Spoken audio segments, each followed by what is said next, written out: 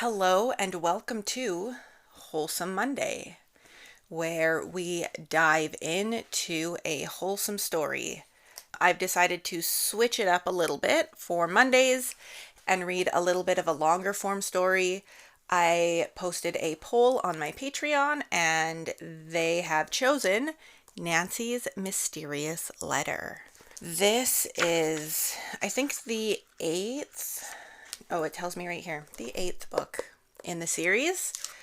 I would love to start with book one. Unfortunately, it is not out of copyright in Canada until like 2073. It's different than the States, I guess. But this one is. In case you're wondering, copyright law in Canada states that you have to wait 70 years after the author's death. So the lady who wrote the first Nancy Drew book died in 2003. So yeah, you can't. Her books are not like out of copyright. Any of the Nancy Drew books specifically that she wrote will not be out of copyright until 2073. When was this book written? That's going to tell us a lot. 1932 is when the first copyright came into print by Simon & Schuster. I decided since these books are from the 1930s, I would wear something super scandalous for 1930. And if you've seen my bookshelf tour, you will know that I own quite a few Nancy Drew books. They were a childhood favorite. I read all of the ones from the public libraries in my cities, or in my city. And, at one point did want to own all of the yellow backed ones. I don't know if I've given up per se. It is just an endeavor I have decided to continue, maybe perhaps when I have more money. At least expendable income for more books. It would be nice to at least get 16, 17, 18, and 19, to say the least. Anyways, so Nancy's Mysterious Letter. This is what the cover looks like, the one that I have at least. And I don't know if you guys read Nancy Drew or the Hardy Boys as kids. I forgot they had these like really nice line drawings in them. I don't know if you can see that. But yeah. Ned pulled Nancy down to the pavement. There is 20 chapters in this book, so I guess if I read a chapter a week, that is 20 weeks, which is almost I guess we can commit to like 2 books a year or see how it goes, depending on how many chapters, how long the chapters are. What I'm hoping is I will read a chapter, I will post the audio onto Spotify, and then you can either watch my video or you can listen to it in your downtime on Spotify, and then we can talk about the chapter. Since that's what this is, we're diving into literature, we are discussing it down in the comments, and also I'm quite interesting, just because I haven't read any of these since I was a child, what things sort of come up just because it is the 1930s. I know Nancy Drew herself as a protagonist is a young white woman. I believe she's 17 or 18 in the books. It might be that at the beginning of the books she's 17 and then eventually she turns 18. Her boyfriend is Ned. Her father is a high-profile attorney. I'm pretty sure he is like quite high up in the hierarchy. So she lives a very comfortable life and she solves mysteries. As a kid, I did not know that Caroline Keene was what's it called? The word escapes me right now, so I'm gonna just pop it up here because I can look it up. It's like ghostwriter. Caroline Keene was not a real person. It was actually a bunch of different authors that wrote all of the Nancy Drew books. And you do kind of get that if you read the different ones. They sometimes have a little bit different tones. So Nancy Drew was written by both men and women authors. And maybe I can look it up and I can pop their names up here so we can give some credit to the actual authors. We appreciate all of the hard work that the writers do. That was a very long intro. My intros for the rest of the videos hopefully won't be as long. How about we start with the synopsis? It says, by mistake, Nancy Drew receives a letter from England intended for an heiress, also named Nancy Drew. When Nancy undertakes a search for the missing young woman, it becomes obvious that a ruthless, dangerous man is determined to prevent her from finding the heiress or himself. Clues that Nancy unearths lead her to believe that the villainous Edgar Nixon plans to marry the heiress and then steal her inheritance. During her investigation, Nancy discovers that Nixon is engaged to a racket that involves many innocent, trusting persons. The thrilling hunt for Nixon and the heiress takes Nancy in and out of many perilous situations. How the teenage detective saves the British heiress from the sly, cunning schemer makes a highly intriguing story of mystery and suspense. So without further ado, let's just dive right into chapter 1. And I will fix my hair. All right. Chapter 1, Stolen Letters. Oh, poor Ira, Nancy Drew exclaimed and slowed her convertible. There's your first clue. She's a teenager and she has a convertible in the 1930s. Nancy Drew's not struggling out here. Nancy Drew needs to share her wealth with me. and all of my viewers too. Wouldn't that be nice? A convertible for you and a convertible for you. I don't need a convertible. I just need a reliable commuter car. Continuing on. The two girls with her turned to look toward the sidewalk. Trudging along was an elderly mail carrier. He was lugging a heavy bag over one shoulder. His head was down and his eyes were almost closed against the strong November wind that swirled leaves and dirt around him. Mr. Nixon, Nancy called out of her open window, let me give you a ride. The mail carrier looked up and managed to smile. Hello, Nancy, he said. Thank you, but I have to stop at every house. Lots of letters today. There's one in the bottom of my bag for you. It was sent airmail from London, England. How exciting, Nancy said. Well, I'll see you at the house. She added, I'll have some hot cocoa waiting for you. Mr. Nixon smiled and Nancy drove on. I don't know anyone in London, she said to her friends. Who could be writing to me? The attractive... I don't know how to say that word. Titian blonde? The attractive Titian blonde, blue-eyed girl at once became lost in thought. Another mystery, probably, remarked her dark-haired companion, George Fane. George was an attractive, slender girl who kept her hair short and always wore tailored clothes. Her cousin, seated next to her, was blonde and slightly overweight. When Bess Marvin grinned, her deep dimples showed prominently. Maybe you have an unknown admirer in England, Nancy, she said. George gave Bess a dark look. Do you always have to think of the romantic side of things? Bess tossed her head. What's more fun? She retorted. The three girls were returning from an overnight visit to Redgate Farm, where at one time Nancy, with the help of her two friends, had captured a counterfeiting gang. The solving of that mystery had been followed by Nancy's tracking down the clue in the diary. The trunk of Nancy's convertible was filled with fruits and vegetables from the farm. When she reached the rear of her home, the Drews' housekeeper, Miss Hannah Cruin, opened the door and rushed down the steps. Nancy, you're home, she cried out, and gave the girl a hug. Hello, Bess. Hello, George. As Nancy unlocked the trunk of her car, she said, We met Ira Nixon down the street. He's bringing another mystery. She told the housekeeper about the letter from England. Poor Ira is half frozen. I promised him some hot cocoa when he gets here. I'll go right in and make it, says Mrs. Gruen. You girls unload the car. My, what a lot of stuff, and it smells wonderful. Nancy and her friends had just finished putting the farm products into the Drews' cold cellar when the front doorbell rang. Nancy hastened to answer it. Mr. Nixon stood there. As he set his mailbag down in the vestibule, Nancy thought, he looks so exhausted. I hope he can finish out the year until his January retirement. She led the way into the living room. Nancy, although eager to see her mail, resisted the temptation to ask for it. She would wait until he was ready to give it to her. A few moments later, Bess came in carrying a tray with 4 cups of cocoa.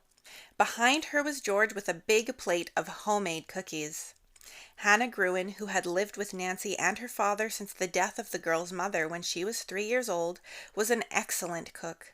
She enjoyed baking and often surprised the family with delicious cakes and pies.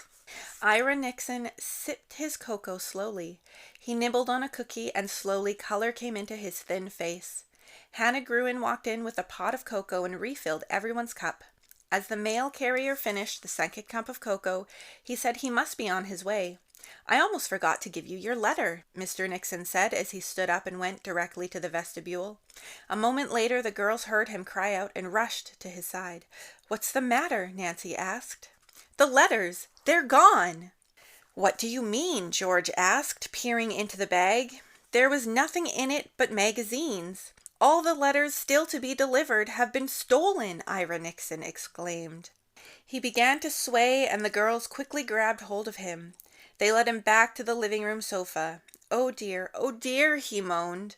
"Only 6 weeks more to my retirement, and now this disgrace." Bess tried to soothe him, but it wasn't your fault. "It's a rule that a mail carrier must keep his bag with him at all times," the man said. I'm going to show you the lovely line drawing in this page so you guys can all see. "When they discover all the letters have been stolen," the mailman exclaimed. Suddenly, George turned to Nancy. "Your letter from England! Now you'll never know who sent it." "And that's not the worst of it," Ira Nixon spoke up. "I also had a registered letter for Mr. Drew. There may have been an important document in it." The girls and Hannah Gruen looked at one another almost instantly. Nancy sprang into action. "The thief can't be far away," she said. "We must try to catch him." The 3 girls put on their coats and dashed out the front door. The Drew home stood well back from the street and was reached by a curving driveway. "You girls go left," Nancy suggested. "I'll go to the right." They ran to the street and looked in all directions. Bess and George, seeing no one, hurried to the corner. Then George went left and Bess right. In the meantime, Nancy had spotted little Tommy Johnson, who was riding his tricycle on the sidewalk. She hurried to talk to him. "Hi, Nancy," he called out. "I just made a new record. Want to see how fast I can go?" "Some other time, Tommy," she answered. "Tell me, have you been riding past our house?" "Sure thing." "Did you see anybody from there in the past few minutes?" Nancy asked the 5-year-old. "Yep, a man." "What did he look like?" Tommy thought for a moment. "Well, he was real thin, and he was taller than you, and he was in an awful hurry." "What was he wearing?" Nancy prodded. Tommy giggled. "A yellow coat and hat." Nancy was puzzled. "You mean a yellow raincoat and rain hat?" "Nope, it was a winter coat and hat like my daddy wears." "And it was yellow?" Nancy asked. Tommy nodded, then he grinned. "Nancy, while I was racing, I was playing 'tective like you. I can tell you something else." Nancy stooped down so that she was on eye level with Tommy. "Tell me everything," she pleaded. "Will you give me a 'tective's badge if I do?" he asked. "I sure will," Nancy promised. "Now tell me quickly what else you can tell me about the man in the yellow coat." "I can't tell you anything else about him, but I know something about his car." "Oh, he was in a car?" "He sure was," Tommy replied and began to laugh. "It was a beat-up old thing. I guess he's pretty poor." "What color was the car?" Nancy asked. "Same as his coat." Tommy paused and then said, his eyes twinkling, "You know what? I remember some of his license plate. The first part was TJ, just like my name." Nancy asked excitedly, "Do you remember the number?" "Not all of it. It was too long. But the first 2 numbers were 1, 2. "Oh, Tommy, you've been a wonderful help to me," Nancy said, giving the little boy a hug. "One more question. Did you see the man carrying anything in his hand?" "Yep, he had a lot of letters, and he was stuffing them into his pockets." Nancy realized that the suspect by this time was too far away for her to find, but she was excited by the excellent clues the little boy had given her. She thanked him and returned home. At the front door, she met Bess and George. Her friends reported they had had no luck. Nancy told them what she had learned. As soon as they entered the house, she hurried to the living room. Ira Nixon sat slumped in the corner of the sofa, but when he saw the girls, he looked up hopefully. "Did you find out anything about the letters?" he asked. "I didn't find the thief," Nancy answered, "but I did pick up an excellent clue. Mr. Nixon, do you know a tall, slender man who wears a yellow overcoat and hat? And has a beat-up car with the license plate TJ12? I don't know the rest of the numbers." To the surprise of Hannah Gruen and the girls, Ira Nixon uttered a cry of dismay. The blood drained from his face. He put his hands over his cheeks and exclaimed, "No, no, it couldn't be. Oh, what will I do?" Ira Nixon slumped forward in a faint. And that's the end of chapter 1. Oh, that was exciting. I would love to go over and talk a little bit about this chapter, because while they were, I don't honestly know if these are would be considered elementary school fiction or middle school fiction. I personally read them in elementary school, I think across grade like 3 and 4, I want to say. But I do want to point out some of the things that are highlighted very well here in chapter 1. First, that Nancy is driving a convertible. In the very first sentence, like immediately tells you that Nancy comes from money, right? Especially because we know that Nancy is a teenager. And I don't know what it was like for teenagers back in the 1930s, but I imagine they were not all driving convertibles. Maybe I'm wrong. If I'm wrong, sound off in the comments, let me know. The other thing is her call to Mr. Ira to help him carry the letters. This immediately tells the reader that Nancy is kind and thoughtful. And then also how she mentions that she will have some hot cocoa waiting for you. The hot cocoa, so she first stops, she offers to help him, and then because he says that he has to stop at every house, like there's no way that logistically, like getting in a car and delivering letters is possible, she says she'll have some hot cocoa waiting for him. So all of these are giving you a sense of Nancy's character without explicitly telling the reader in exposition, right? This is all being done through character action, which is great because, I mean, the main theme of fiction is show, don't tell. And honestly, even in school, my teachers were constantly harping on us, show, don't tell. Show, don't tell. There is a time for exposition and telling the reader through paragraph sentences, but really the best writing is when you can show the reader your characters through character action. So then you get this lovely exchange between them where she's excited about her letter for England. You get the shameless plug where they mention the clue in the diary, which is Nancy Drew book 7. So they're like, hey, if you didn't know, this Nancy Drew book is part of a series, right? It's kind of funny because if you think about it, modern books, you would never have the author write into the story itself about the previous book, right? Or about their previous series. But I love how it's honestly, like as a kid, I don't know if I would have really thought too much into this. I would have been like, oh, cool, like this sounds like a previous story. The clue in the diary even is in italics. I don't know if you can see that on the page. The lighting isn't great, but if you can, I will check in post. But yeah, it is in italics. So it's very like, hey, get your parents to buy the other books. In my opinion, I guess. I feel like that's kind of funny. I wonder if they do that in other books. I would be curious. So then, they come home and we meet the Drews' housekeeper. So this is another indication that Nancy comes from money, right? And I'm not saying that she's rich. You don't have to be rich to have a housekeeper, but just taking into consideration the time, she definitely is living an upper middle class life in America, right? And then Nancy immediately mentions to the housekeeper that she promised the mail carrier, Ira Nixon, the hot cocoa. And of course, the housekeeper goes to, like, immediately to make it. Just that Nancy offers the mail carrier hot cocoa and then comes home and tells the housekeeper she promised the mail carrier hot cocoa.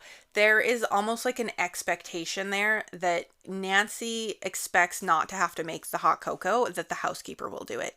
This gives you a deeper look into not just her and how she's growing up now, but how she grew up in the past, right? Because if she's coming home, if she didn't have a housekeeper her whole life, she wouldn't come home and necessarily immediately expect the housekeeper to make the hot cocoa. And I would love to hear your comments also, like down below.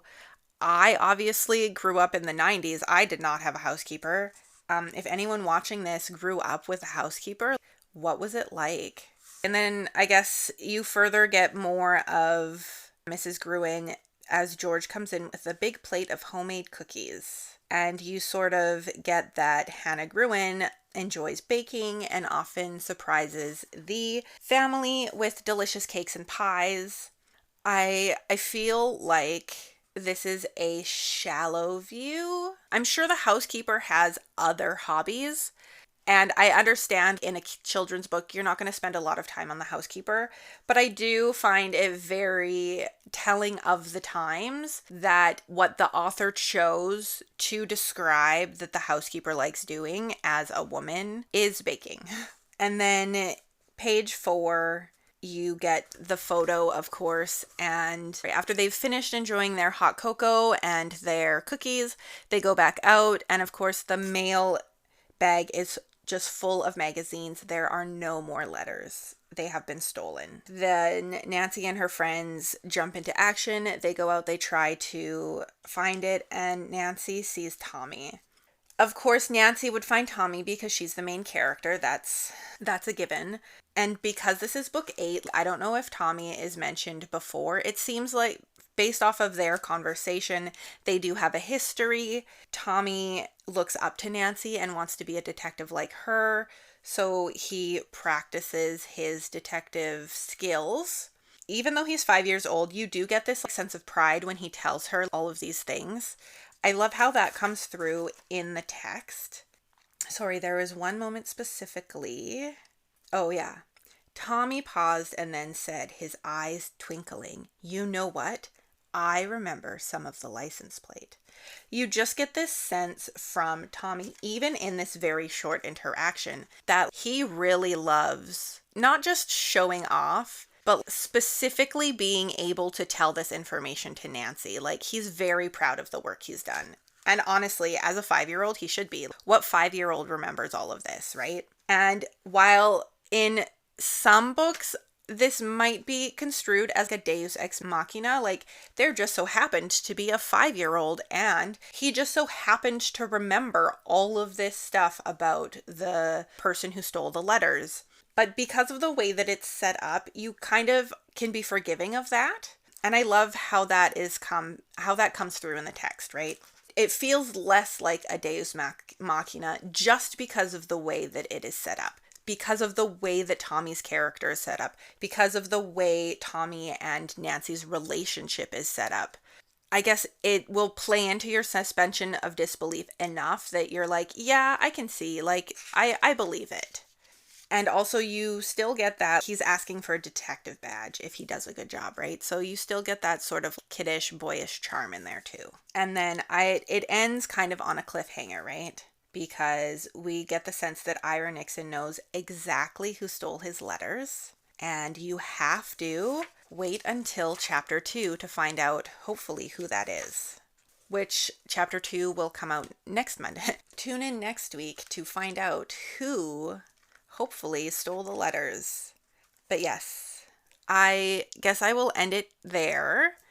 Do please let me know your thoughts on chapter 1 in the comments below.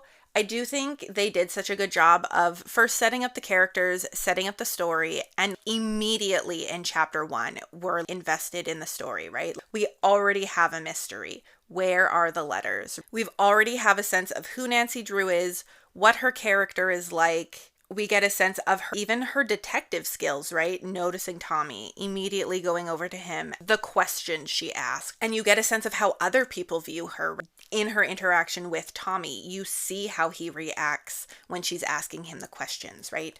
And then obviously they end the chapter on this little bit of a cliffhanger so that you immediately want to jump into chapter 2, which I really do want to jump into chapter 2, but I will wait and be patient like everyone else. But yes, I do really hope you will share your comments and let me know what you thought below. If you noticed anything else in the chapter that I missed. And yeah, if you like what I do here, if you want to see what more I do, you can check out my Linktree. I also have a Patreon. My lowest tier is only $1.50 per month. I do also have a Discord channel for anyone who supports me on Patreon for at least $5 a month. And if you would like to see my spicier side, my less wholesome and more erotic stories, those are also posted on my Patreon on Wednesdays and Saturdays. And yeah, I will see you guys all on Thursday for Poetry Thursday and next Monday for chapter 2. Bye.